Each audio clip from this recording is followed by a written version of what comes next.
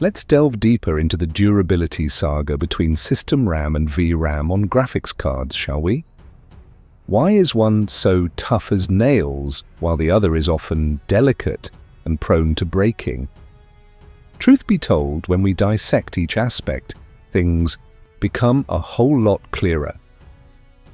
System RAM, the unsung hero enduring through time.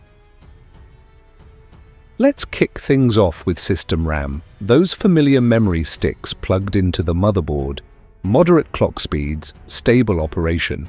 The first crucial point is clock speed. System RAM, even high-end current lines like DDR5 running at 6000 MHz or 7600 MHz, still operates at significantly lower clock speeds compared to VRAM. This speed is engineered for a balance between performance and long-term stability.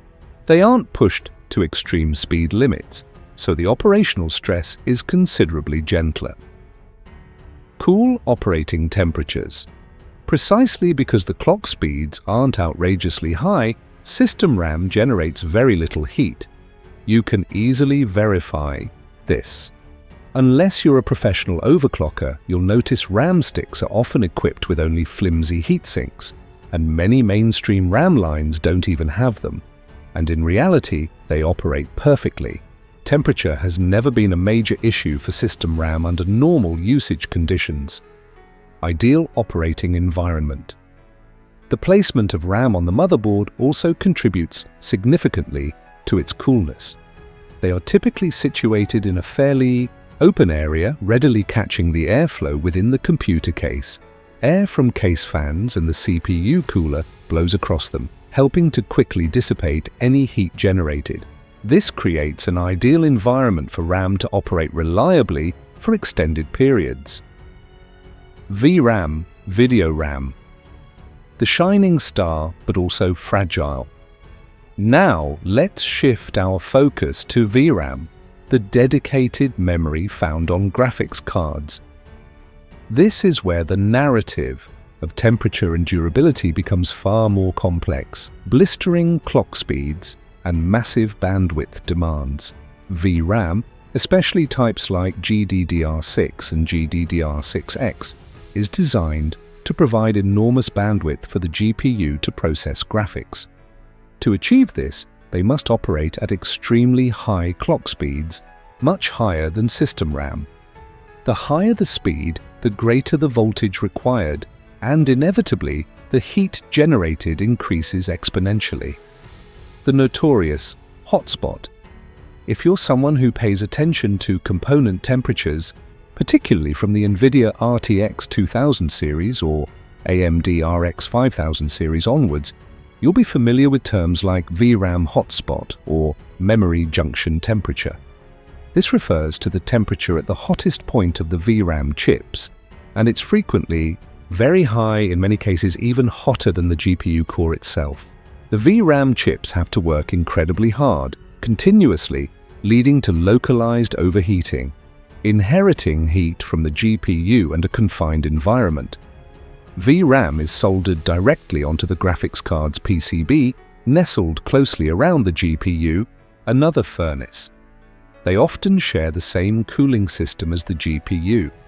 Ironically, however, the airflow from the GPU's cooling fan, after passing over and cooling the GPU, carries that heated air directly onto the VRAM chips. They are caught in a crossfire, generating significant heat themselves while also absorbing heat from the GPU and other components on the graphics card PCB. The space around VRAM is also quite cramped and not as well ventilated as the area for system RAM. The primary culprit: prolonged high temperatures. Heat is the #1 enemy of electronic components. When VRAM continuously operates at high temperatures, its stability is severely compromised. In the long run, high temperatures degrade the materials constituting the chips, leading to the distinctly yellowish phenomenon often seen by users of mining cards, cards used for crypto mining, or cards under heavy 24/7 operation.